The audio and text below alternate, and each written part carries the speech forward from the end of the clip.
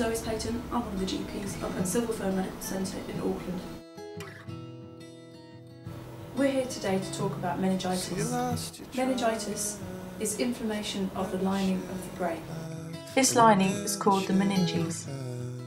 You can imagine the human brain a bit like a lemon.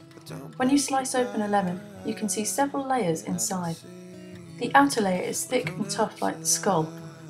The inner layer is soft like the brain tissue. In between the outer and the inner parts is a thin membrane, and that is like the meninges. Itis means inflammation, which is swelling and redness. So meningitis is inflammation, redness and swelling of the meninges, which is the membrane between the skull and the brain. There are two main types of meningitis: bacterial meningitis and viral meningitis. Viral meningitis tends to be pretty mild. Mostly people don't have any complications from it. Bacterial meningitis can be much more serious and it can come on much more quickly and suddenly. 1 in 10 children with bacterial meningitis will die from it. There are 3 main bacteria that usually cause meningitis in New Zealand: Neisseria meningitidis, or meningococcus, Streptococcus pneumoniae, or pneumococcus, and Haemophilus influenza B, or Hib. In New Zealand we have more than 100 cases per year of meningococcal meningitis alone.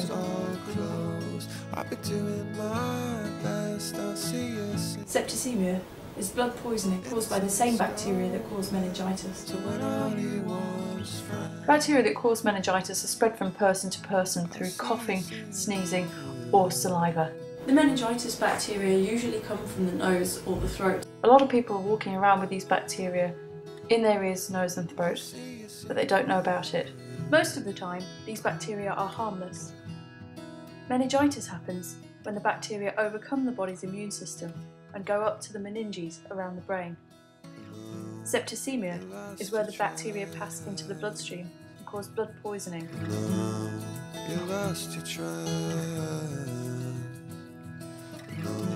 People who are most at risk of meningitis are young children and students living in close proximity to each other. Some of the symptoms of meningitis include fever, drowsiness, irritability, neck stiffness, light sensitivity, a rash, refusing food, vomiting, cold hands and feet, and headache.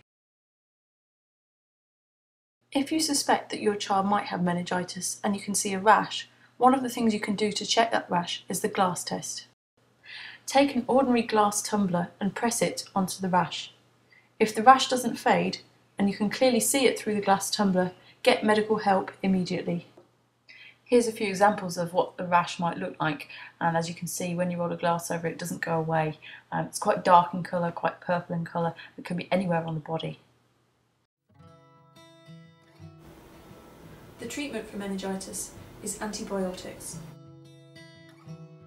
If you don't get treatment early, that increases the chances that you might get complications like amputation and brain damage and deafness. That's why it's really important to come to your doctor really early on if you suspect that your child could have meningitis.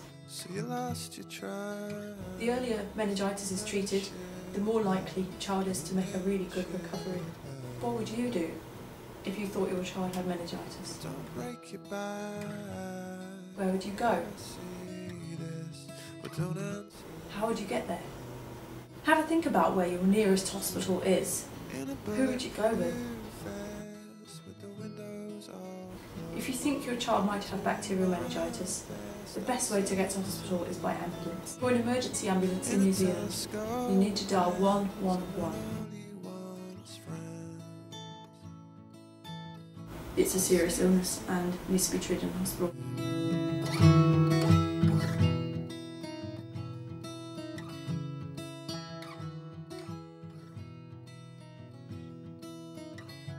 So they came for you, they came snapping. Only vaccines for pneumococcus and Hib routinely get given. Children in New Zealand are not routinely vaccinated for Neisseria meningitidis, but there is a vaccine available. You might want to consider a meningococcal vaccine for your child, and it's worth asking your doctor about. In a bulletproof vest with the windows all closed. I'll be doing my best. I see you singing in a telescope. If you'd like to know more about meningitis, you might want to have a look at the Meningitis Trust website. In New Zealand we have a meningitis hotline which you can call. Meningitis often starts like a cold. Even doctors sometimes get it wrong. If you think your child might have meningitis, it's really important that you get medical attention immediately. That would mean going to your nearest hospital. Usually it would be a good idea to call an ambulance. Meningitis is a serious illness. If you suspect that your child might have meningitis, go to hospital immediately. If you get help for your child, you could save their life. Thanks for listening. No, don't lose your trust. No, you lost your trust.